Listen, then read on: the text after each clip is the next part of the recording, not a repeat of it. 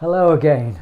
So our theme this week is affirmation, and it was inspired through a series of programs on Channel 4 called The Piano. And at various mainline stations around the country, Claudia Winkleman was the presenter. She was. They selected a group of amateur pianists just to come and play a piece on the piano, and there was an amazing variety of people.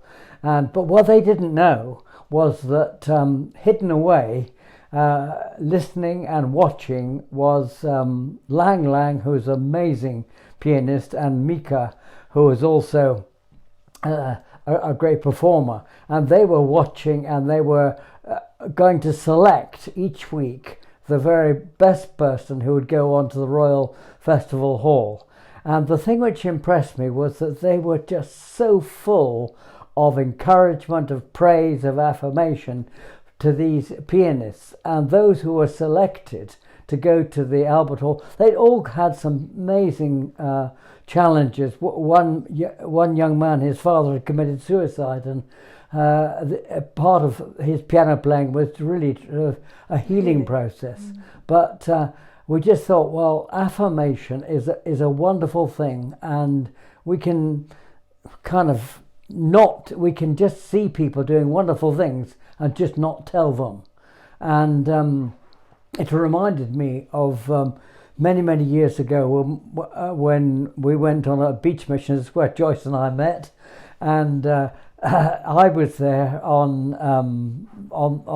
the beginning of the second year, and just not really feeling very confident. Hope I was going to kind of, do a decent job. And Di Lewis, who was the leader, great guy, we were all sitting around in a circle, and he was just saying, now we're just looking at things ahead of, we're not the same team as we were last year. And he just suddenly turned around to me and he said, and Charles will lead the holiday club. And it completely took me by surprise. But his belief in me was something which is absolutely life-changing. I've never forgotten it. I always, every time I think of Di Lewis, who's now in the glory, I thank the Lord for him and the way that his words changed my life. And we can never underestimate the power of affirmation. I remember we were doing some teaching about bringing up young children and important things to remember as you're bringing up your children. And one of them is to speak out words of affirmation, because there's such negativity all around us all the time. But positivity, positive words, truthful words of affirmation. And there was an illustration in the course that we were looking at where a father had taken his little girl out for a breakfast for a special occasion. I think it might have been her birthday or whatever. And he wasn't eating. He may have been eating, but he was talking to her while she was eating. And he was saying to her, I really love the way that you're so kind to your friends. And I really love the way that you're just generally very, very helpful and such a, and he said more things than that. And then he stopped because he wanted actually to eat his own breakfast. And she grabbed his hand, pulled it down and said, "More, Daddy, more." Because she was more interested in being fed more by the words of affirmation than she was about the food. I've never forgotten that, because actually encouragement and affirmation is just so important. And if you look through the scriptures, you'll see that God is constantly affirming people, and Jesus was constantly affirming people. Even if he had to correct them, he affirmed them first. And I particularly noticed that in the book of Revelation, when you got the messages to the 7 churches at the beginning of Revelation, every one of them needs a correction.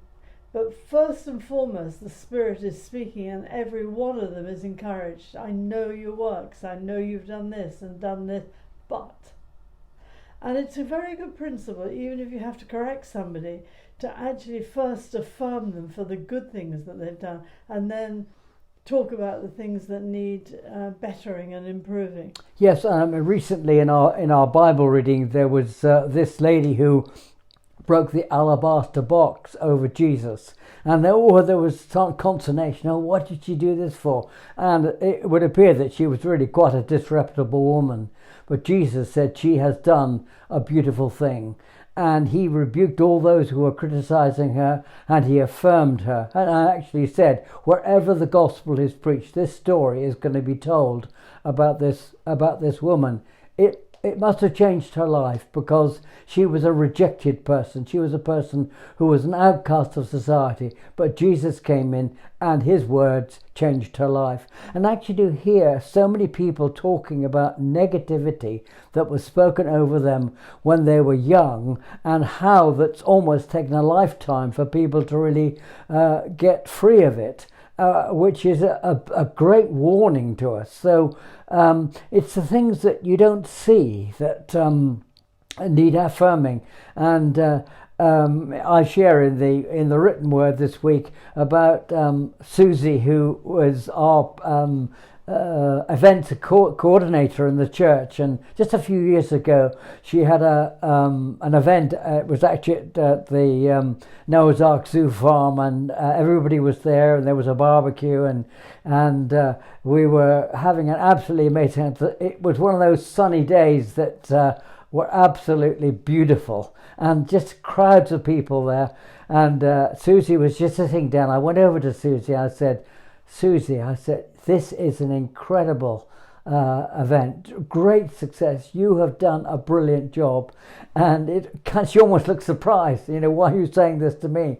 But I realized that even although it was totally apparent that she had really excelled herself, until someone says it, you don't really receive it. And so there's so many people who are kind of, I've said, below the radar, doing something which is quite, ordinary. I mean, many times at church, at the end of the service, I want to go up to the worship team and say, hey, you just did a brilliant job. We just loved your worship today, because they can be practicing and rehearsing and preparing and doing an absolute job, and then no one says a word. And you think they just need encouragement, they need affirmation. And we all do.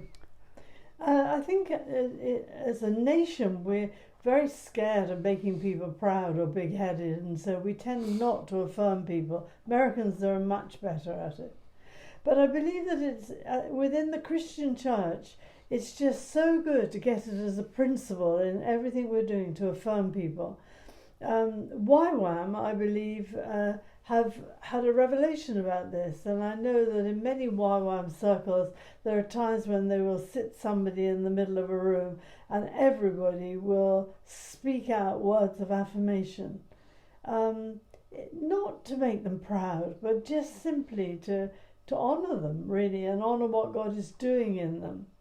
And I remember being told of a situation where there was a very, very difficult young woman in the midst of YWAM DTS, and everybody knew that this was going to happen, this sort of exercise where you said good things about people, and everybody was scared stiff because they thought nobody would have a good thing to say about this young woman, because she was not easy. And eventually, she was on the chair in the middle of the room, and people were absolutely digging deep to find good things to say about her. But they found things that they could say. And actually, that was the turnaround for that girl. She completely transformation, simply because people had spoken out words to encourage. And we're told scripturally to encourage one another. That's right. And, I just wanted, when we watched that program, I just thought, we just need to think again about the way that we affirm people, the way that we are appreciative of what folks do. And so really my word to all of you is this: just as you go around life, at every area of life, just see times when you can say a word of encouragement, a word of affirmation, a word of appreciation. It will actually change someone's life. Good. Okay. Have a good week.